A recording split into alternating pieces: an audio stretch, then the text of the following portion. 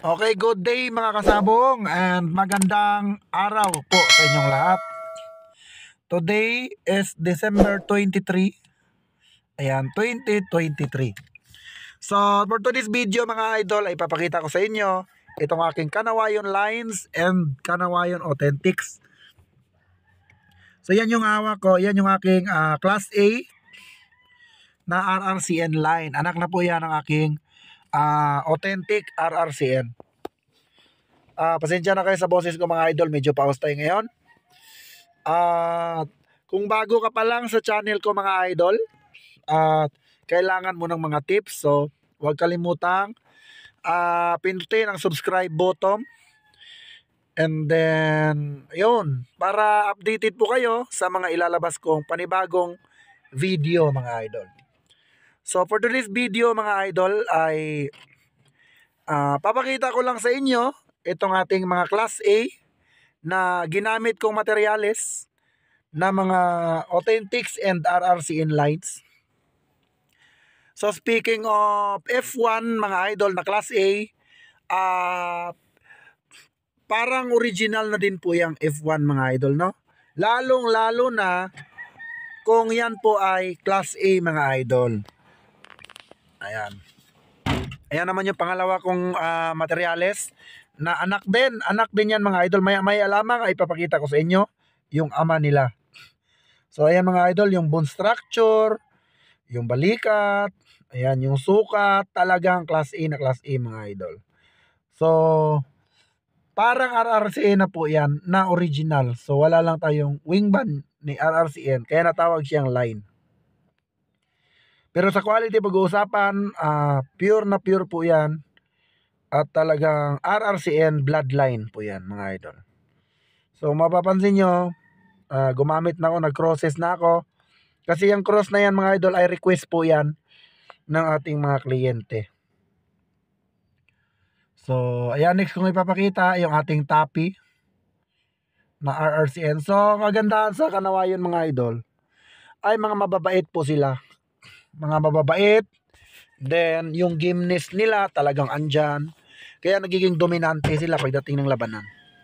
So yan po yung aking Class A na tapi. RRCN, solid RRCN line. Ayan po. So kung mapapansin nyo mga idol, napakaganda ng mga hipo nila. Sukat. Kita mo naman yan mga idol. Oh, naka ano talaga yung paa. Nakaangat. Ayan o. Ayan. So next natin ipapakita ay yung pullet naman mga idol. Kung saan yung mga anak po nito na napunta sa mga kliyente natin mga idol ay talagang grabe yung tinanalo mga idol. Talagang super. Sa galing mga idol, grabe. Wala kang masasabi. Kaya the best talaga para sa akin yung RRCN line. Kaya ako mga idol, hindi talaga ako naghahalo pagdating sa Kanawayon. So RRCN lang po talaga, Kanawayon sa Kanawayon. So nagba-battle crosses ako kung merong request ng kliyente natin. Pero hanggat walang request mga idol, dito lang po talaga ako sa Kanawayon ni Idol Richie Obordo. Dahil bukod sa subok ko na, ay napakagagaling pa. So ito naman, ayan, kukunin ko na mga idol yung pinaka-original natin. So yan po yung ang original. Ayan po, si Boss Richie Obordo. Ayan. Yan po pangalan niya mga idol, Richie. Yan po ang aking original. Yan, kasama niya yung original din na pullet. Ayan mga idol. Siya po ay 3 years old na.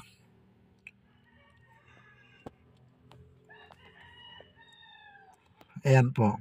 Hinukod na po siya mga idol at ano po siya, medium station. Ayan. Medium po ang kanyang station. Pero derby size po yan mga idol. Ayan, pinapakita ko po sa inyo yung leg band niya and then tsaka yung wing band niya mga idol. Ayan. Napakagwapo, napaka-solid, napaka-multiple mga idol. Grabe, the best. Ayan po, RRCN po yan mga idol. Kaya syempre mga idol, no, sa Expo, aabangan ulit natin si Idol Richie. Kasi ang located po niya ay Mindanao, sa Zamboanga, Liloy, Zamboanga del Norte. So kailangan abangan po natin. Ako mga idol, nag-aabang pa ako sa kanya dahil kulang pa yung naabil ko sa kanya. So ang original ko kasi mga idol ay 5 lang, 4 na pulet at isang, ayan, yung ano natin, tandang. So kulang pa ako, kailangan kong kumuha ng medyo madami dahil sa dami po ng order ng RRCN. So ayan po yung original natin RRCN, ayan po.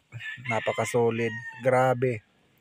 Mapapangiti ka na lang mga idol sa sobrang ganda. Then yung 4 niyan mga idol ay nasa battery cage. Ayan. Oh. Sinama ko lang dahil dyan ako kukuha mga idol. Dyan ako kukuha ng susunod na pulet and yung tandang, no? Then, ayan naman yung aking mga tapi. Yan. Tapi muff. Yan yung bagong ano natin mga idol ha. Bagong develop, no? Ayan, no? Kung saan maganda ang performance. Ayan po mga idol ha. Pasensya na kayo, medyo pause ako. Dahil masama talaga ang panahon dito sa Nasugbo, Batangas. Ayan mga idol, tingnan nyo, may balbas oh. 4 months lang yan mga idol, no? So mababa pa, meron pa tayong 3 months para alagaan sila para mapaitlog. Then dito naman tayo sa mga class A pa din mga idol na mga ginagamit kong materyales. Mga anak na po ito mga idol. Kita nyo naman mga idol yung quality, yung hipo. Talagang kita nyo naman yung panahon mga idol, sobrang hangin. Ayan po. Manipis yung paa, pulang-pula ang muka, luwa yung mata. Then syempre, yung balikat. Ayan. Then pakita ko sa inyo yung ating si Bigote. Ayan po si Santa Claus mga idol, Santa Claus. Ayan. Yan yung ating ginagamit na ganador. Ayan. Isa po siyang may balbas po siya, then meron po siyang muff.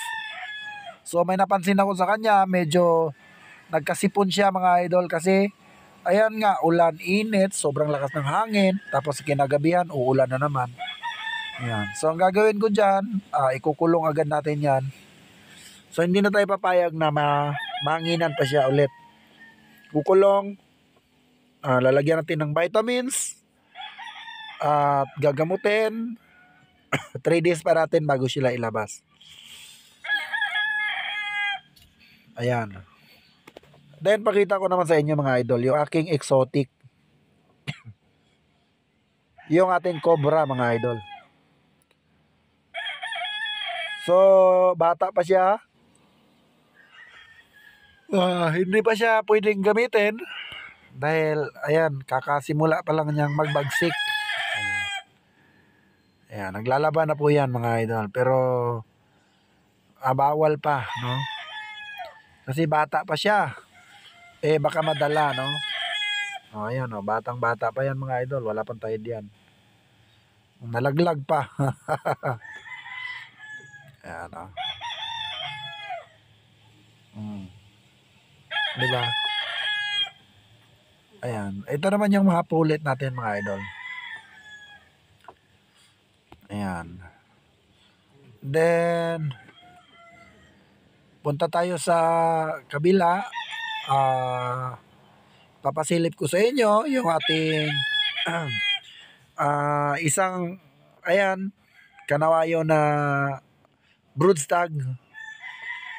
Ayan po, napakagwapo, grabe, solid. Mapapansin yung mga boss. Kadalasan ginagamit ko na broodstag. Yung tayong tayo talaga yung palong. Manipis po ang paa. at mabalikat mga idol. Siyempre dapat bilog. Bilog po ang katawan. Tignan nyo naman yan mga idol. Ayan. Di ba? Pulang-pula ang mata, tayong-tayo ang palong, buhay, sobrang nipis ng paa, naka 45 degrees ang buntot, yung balikat, mga idol. Siyempre dikit sa sipit-sipitan.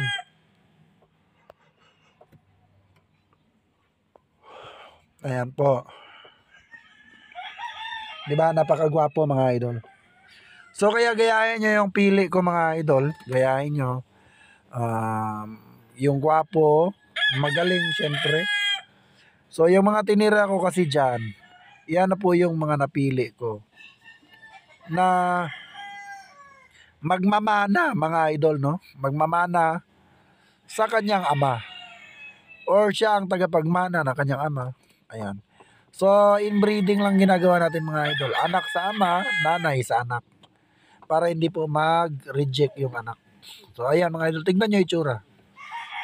Ayan mga idol, oh. Grabe.